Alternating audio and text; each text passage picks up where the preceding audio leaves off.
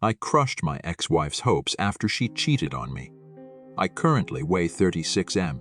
Their names have slightly changed the characters.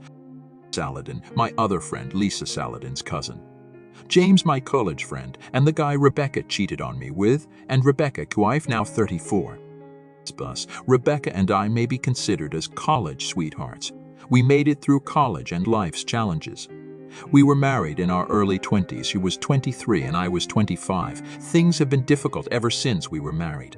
It's not right away, but according to the circumstances, she majored in accountancy, whereas I was in medicine. Certain things were fine with me, but not with her. She behaved as though she was a free bird, even though she was married. Although it's a fantastic thing, she neglected her marriage. She decides to work as an accountant for James' company in 2016 because it pays well. I was relieved because, well, I'm friends with him. She began to grumble about the arrangements gradually. We used to have frequent arguments and she would call me names and say things like, "I'm good for nothing." She earned more than me and she didn't like where we lived. She also had issues with everything I did. I'll get to this section later. The fact that Rebecca and James were spending time with our group of mutual friends was a drastic turn. When I learned about it, it didn't feel right. When I challenged them, they both claimed it was an impromptu idea and that I was in the field. It just so happens to have happened the day I was out of town. It could have been prearranged, but I'm not positive. The year my marriage collapsed was 2017. My bedroom turned into a fucking dead one, so I knew that something was up. My paranoia grew, and I kept getting rejected anytime I tried to talk about issues. I'm not a saint, but there was something strange, so I yelled at her all the time to tell me what was going on. Your favorite person says it's nothing because they don't spend much time with you or chat to you. Does this sound reasonable? We also reached our financial apex that year since all of our bills were settled. As a side business, my buddies and I decided to create a medical store that sold medications. Saladin was therefore one of the companions. He suggested that we go to a pub to celebrate. I see a girl there who looks just like Rebecca when we get there. It was really dark, and she was dancing with another man.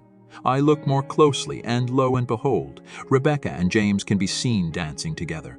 I didn't give it much thought because, well, they're buddies. I was with her, and my colleagues and I were present. I was bothered by it, though. Since she typically heads home at this time, I decided to text her to find out where she was. She replied that she was already home. That raised a warning sign. She wasn't lying, so I told her to stop. She told me she was on her way, but it was obvious to me that she was beginning to become suspicious. After then, she departed from the tavern. I questioned her about James that evening. She was not anticipating that question, so the expression she gave me was if she saw a ghost. It was that glance that convinced me something was certainly wrong. Your significant other should behave normally when you ask them about a buddy, but her behavior seemed strange. I had actually bugged her phone that night. It was killing me curiosity. I was not able to see the phone because the password had changed. I saw her password the following day and looked it up. That one text included hundreds of thousands of messages. Many nude photos, insulting remarks about his being called daddy. My spouse and I promised to be open and honest with one another if there was ever anything we needed to investigate. She also violated that promise. She told him how excited she was that evening at the bar. The thing that hurt the most was when she admitted to me that we would let each other know if we ever became tired of each other or needed to liven things up. She ruined everything. I was no longer able to look at her in the same way.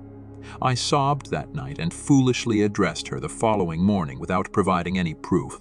She called me abusive and crazy, yelled at me, and walked out. She said that I was abusive to all of our friends. They set up a messenger group that afternoon, and they all banded together to troll me. She informed me she was in love with James and wanted a divorce when she got home that evening.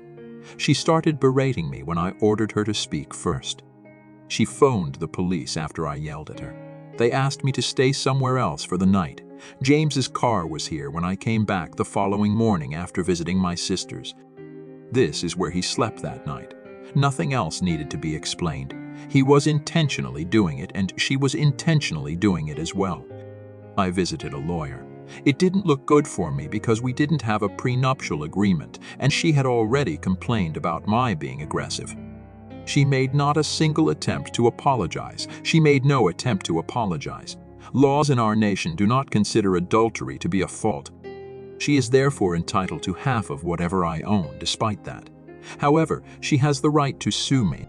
A few days later, when I was still living with my sister, Rebecca called and suggested that we seek a divorce. I tried to get in touch with her, but she didn't respond. And that's it. After 4 years of marriage and 12 years of dating, she sends an SMS to terminate it. I had no doubts at all that James was replacing me. She gave the divorce papers to me.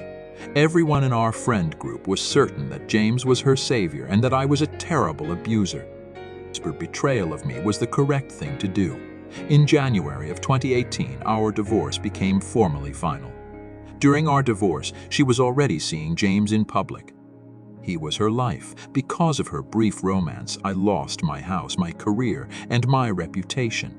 I had to relocate to a new city in order to start over. Saladin was a huge assistance to me throughout that new beginning. He helped me land a well-paying work that was not at all like my last one, but it was still better than nothing. We got to be good friends while I was trying to recoup what I had. My dating days were ended. There was just no one I could trust. I had no communication at all with Rebecca. I've heard that she moved in with James as of late. They were succeeding admirably. Part of retaliate. By 2020's end, my life was truly taking off. COVID enriched our coffers while aiding our cause with broken backs. Our pharmacy business took off and I was able to make a sizable profit. I ran into a friend of mine who told me James and Reb were finished. James abandoned her after cheating on her. However, Reb and James had a child. Reb is parenting the child as a single parent because he did not sign the birth certificate because he has been absent from the child's birth. She attempted dating, but her infatuation was with James and me, the daring. Although there was a part of me that was content, I really missed her. I emailed her to inquire on her well-being. She didn't anticipate hearing from me. We got back in touch and exchanged emails. We met for the first time in 2021, after a few years. She didn't look good. She put on weight, lost her charm, and always appeared completely worn out. To be honest, her mere glance set my blood boiling and gave me the need to exact revenge on her. That was already done by life on my end, but I'm a jerk. I had not given up on her. She resurrected the old scars by telling me about James. I suppose that feeling a little better came from having my closure. She apologized. It wasn't clear to her what she was doing. James turned her thoughts against me. I informed her that if she clears my reputation and comes clean to everyone, I would forgive her. She lost a lot of friends because she did that, but she deserved it. My name was untarnished. I told her I would agree to it, but we had to date and be married first. She wanted to go on dates again, saying in no uncertain terms, "Make me raise that asshole James's child." I won't formally adopt her child till after that. I was starting to grow fond of that cute little guy. To tell the truth, I was seeing someone else already. It's quite safe to say that Reb and I were having an affair. She came from another nation and was one of my clients. It was an LDR. I never moved in with Reb because we were in different cities. However, I handled it nicely by stating that I had to travel for work. Rebecca was merely hoping that I would crush her the way that she had crushed me. Although we were getting close, condoms were worn. Rebecca thought she had rediscovered love. I made her go to counseling so she could return to normal. Everyone was remarking on how much happier she was with me. She would give praise, then apologize. Perform small acts of kindness for me that she used to do when we were married. I promise you that I felt a great deal of emotion for this woman.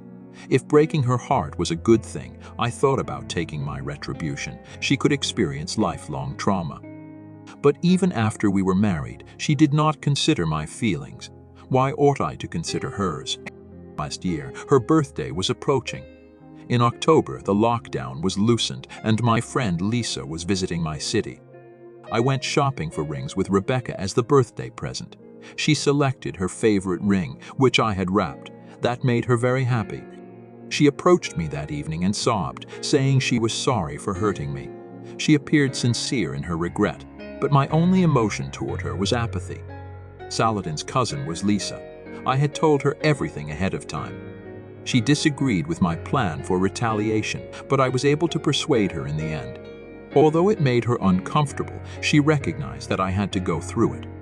I took Rebecca to our favorite location when we were first married on her birthday. It's a spot in nature. Lisa was there and waiting already. I tell Rebecca that Lisa is my girlfriend. Rebecca turned pale and inquired about my meaning. So who is she? I introduced her to Lisa as my former spouse and WB, Rebecca. I asked Lisa to marry me right then, and they're using that ring. I responded, how the F can she expect us to work out when she nuked us? To Rebecca's manly ranting, she is the kind of dirtbag I will never date again. She kept asking me if our relationship was meaningless. Nope.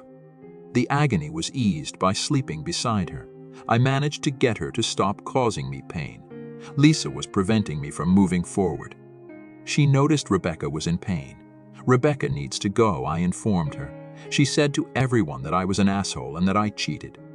At this time, I felt proud of myself. The filthy bag she was evident to all. She deceived me and forced me to pay a heavy price for her fabricated cruelty. Does she now want me to date her and raise her child? We hadn't communicated since December of last year. She can't contemplate causing me the suffering that she has already caused me, so she wrote me a letter apologizing. She wished for a better life for me. She was totally uninterested in dating as far as I could tell. It looks awful. I quit dating Lisa as of right now. We were not the same. Those who claim that me being worse than my ex. Could you kindly point out how I'm worse than her, if only for God's sake? She lied. She fucked me over, and I loved her for it. I lost my house, my work, my reputation, my friends, and my image because of her. I mistreated everybody. I wounded someone else to give her a taste of her own medicine. So am I now worse than her? I want no criticism. I'm sharing my stories of revenge, and this is nuclear retaliation. I might have damaged her emotionally. However, it was what she did to me. If you enjoy this type of content and would like to see more of it and support the channel, feel free to subscribe and turn on notifications.